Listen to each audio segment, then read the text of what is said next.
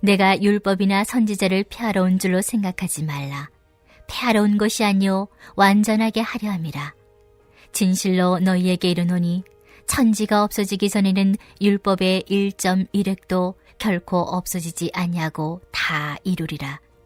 그러므로 누구든지 이 계명 중에 지극히 작은 것 하나라도 버리고 또 그같이 사람을 가르치는 자는 천국에서 지극히 작다 일컬음을 받을 것이요 누구든지 이를 행하며 가르치는 자는 천국에서 크다 일컬음을 받으리라. 내가 너희에게 이르노니 너희 의가 서기관과 바리새인보다 더 낫지 못하면 결코 천국에 들어가지 못하리라. 옛 사람에게 말한 바 살인하지 말라. 누구든지 살인하면 심판을 받게 되리라 하였다는 것을 너희가 들었으나 나는 너희에게 이르노니 형제에게 노하는 자마다 심판을 받게 되고 형제를 대하여 라가라 하는 자는 공회에 잡혀가게 되고 미련한 놈이라 하는 자는 지옥불에 들어가게 되리라. 그러므로 예물을 제단에 드리려다가 거기서 내 형제에게 원망 들을 만한 일이 있는 것이 생각나거든 예물을 제단 앞에 두고 먼저 가서 형제와 화목하고 그 후에 와서 예물을 드리라. 너를 고발하는 자와 함께 길에 있을 때 급히 사화하라. 그 고발하는 자가 너를 재판관에게 내어주고 재판관이 옥리에게 내어주어 옥에 가둘까 염려하라. 진실로 내게 이르노니 내가 한 푼이라도 남김이 없이 다 갚기 전에는 결코 거기서 나오지 못하리라. 샬롬, 주님의 평화를 빕니다. 여러분은 바리새인 하면 무엇이 떠오르십니까? 위선적이고 형식적인 신앙, 예수님께서 회칠한 무덤이라 책망하셨던 모습이 먼저 떠오를 것입니다. 그러나 사실 바리새인들은 하나님의 말씀을 누구보다 열심히 연구했고 하나님의 율법을 가장 철저하게 지키려 했던 사람들이었습니다. 그럼에도 불구하고 예수님은 그들을 향해 결코 천국에 들어갈 수 없다고 말씀하십니다. 왜 하나님의 말씀을 그렇게 열심히 배우고 율법을 엄격하게 지켰던 그들은 천국에 들어갈 수 없는 자들이 되었을까요? 그렇다면 도대체 어떤 사람이 천국에 들어갈 수 있는 것일까요? 예수님은 오늘 본문 마태복음 5장 20절에서 이렇게 말씀하십니다. 내가 너희에게 이르노니 너희 의가 서기관과 바리새인보다 더 낫지 못하면 결코 천국에 들어가지 못하리라. 바리새인과 서기관이 천국에 들어가지 못할 뿐만 아니라 그들보다 나은 의를 가지지 못하면 우리 역시 천국에 들어갈 수 없다고 예수님은 말씀하십니다. 그렇다면 예수님이 말씀하시는 이 의란 무엇이며 우리는 어떻게 그 의를 살아낼 수 있을까요? 우리는 흔히 의라고 하면 착하게 사는 것, 도덕적으로 흠없는 삶을 떠올리곤 합니다.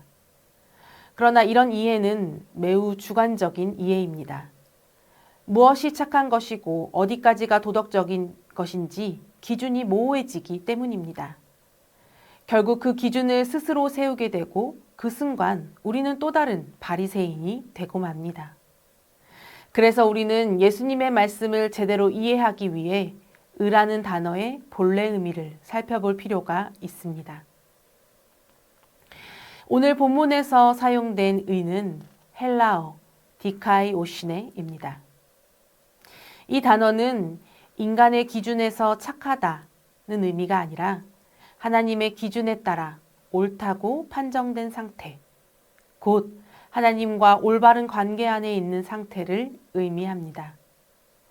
즉 예수님은 율법의 행위를 많이 쌓은 사람이 아니라 율법을 통해 하나님의 뜻을 알고 그 뜻 안에 서 있는 자가 천국에 들어간다고 말씀하시는 것입니다. 천국은 형식과 규칙을 잘 지킨 사람들의 몫이 아니라 하나님의 자녀로 살아가는 사람들의 것입니다. 그렇다면 누가 하나님의 자녀입니까? 단순히 하나님을 안다고 말하는 사람일까요? 아닙니다. 하나님의 창조 목적대로 하나님의 뜻에 따라 살아가는 사람들이 하나님의 자녀요 백성입니다. 하나님은 그 삶이 무엇인지를 율법을 통해 보여주셨습니다. 그러나 시간이 흐르면서 율법은 하나님의 뜻을 가리키는 살아있는 하나님의 말씀이 아니라 사람을 판단하는 잣대가 되어버렸습니다. 그래서 예수님은 율법을 폐하러 오신 것이 아니라 완성하시며 율법이 향해야 할 올바른 방향을 다시 세워주셨습니다. 예수님은 율법을 통해 하나님의 자녀가 어떤 삶을 살아야 하는지를 몸소 보여주신 것입니다. 율법이 올바른 방향으로 세워질 때 가장 작아 보이는 계명 하나까지도 의미를 갖게 됩니다. 그 작은 계명 속에도 하나님의 뜻과 사랑이 세밀하게 담겨져 있기 때문입니다. 예수님은 그 사랑을 알고 아주 작게 보이는 계명에도 미치는 하나님의 사랑을 실천하여 하나님의 율법 앞에 순종하라 명령하십니다. 그 첫 번째 예로 예수님은 살인에 대한 말씀을 하십니다. 살인의 행위만이 죄가 아니라 그 밑바탕에 있는 분노 또한 살인과 다르지 않다고 말씀하십니다. 살인하지 않았다는 사실에 만족하는 것이 아니라 타인을 무시하고 비방하며 마음에 품는 분노까지도 조심하라는 것입니다. 왜냐하면 그 분노가 결국 큰 죄의 시작점이 되기 때문입니다. 예수님은 여기서 멈추지 않으시고 분노를 다스리는 구체적인 실천으로 화해를 말씀하십니다. 예물을 드리는 것보다 더 중요한 것이 형제와의 화해라고 말씀하십니다. 오늘 말씀이 전해지는 갈릴리에서 예루살렘 성전까지는 약 일주일이 걸리는 먼 거리였습니다. 그 먼 길을 다시 돌아올 만큼 예수님은 화해가 중요하다고 말씀하신 것입니다. 왜냐하면 서로 화해하고 사랑하는 모습이 바로 하나님께서 인간을 창조하신 본래의 모습, 하나님의 형상을 따라 지음받은 모습이기 때문입니다. 하나님이 율법을 주신 이유는 우리를 억압하기 위함이 아니라 하나님의 형상을 닮은 삶으로 우리를 지켜주기 위한 은혜의 울타리입니다. 모든 생명이 존귀하게 여김받으며 살아가게 하기 위해서 우리에게 율법을 주신 것입니다. 그러므로 하나님의 백성은 살인하지 말라는 계명을 어기지 않는 데서 멈추어서는 안 됩니다. 마음속에 쌓인 분노를 말로 쏟아내며 타인을 상처 주고도 아무렇지 않게 예배하는 삶은 하나님의 뜻이 아닙니다.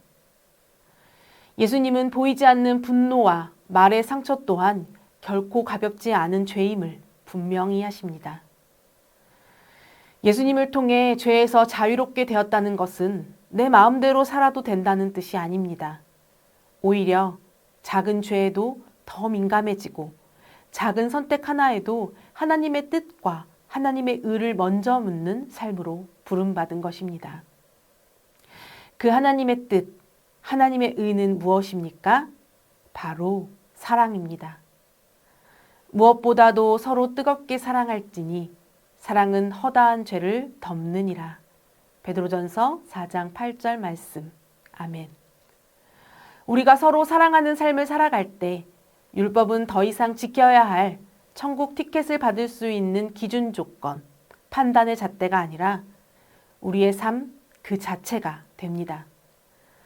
하나님의 율법은 사랑이며 예수님은 그 사랑을 삶으로 보여주심으로 율법을 완성하셨습니다. 그리고 오늘도 그 사랑의 회복으로 우리를 부르십니다. 오늘 우리 안에 해결되지 못한 분노와 미움, 관계의 단절이 있습니까? 주님은 말씀하십니다. 서로 화해하고 화목하라고 명령하십니다. 그 화해와 화목의 삶이 우리를 하나님의 의에 이르게 하고 오늘 이 땅에서 하나님의 나라를 살아가게 합니다. 오늘도 하나님의 의를 이루며 하나님의 나라를 살아가는 하나님의 복이 전주 안디옥교회 성도님들의 삶 위에 충만히 임하시기를 주님의 이름으로 축원합니다. 이 시간 오늘 말씀을 기억하며 함께 기도하기 원합니다. 그릇된 방향으로 바라본 하나님의 율법을 바로 세워주시고 참된 뜻을 가르쳐 주신 예수 그리스도의 사랑을 닮아가게 하소서. 우리 안에 있는 분노와 미움, 비난과 정죄를 내려놓고 서로를 이해하고 사랑하는 화해의 은혜를 허락하여 주소서. 그리하여 하나님의 의를 삶으로 드러내는 자가 되게 하여 주시옵소서.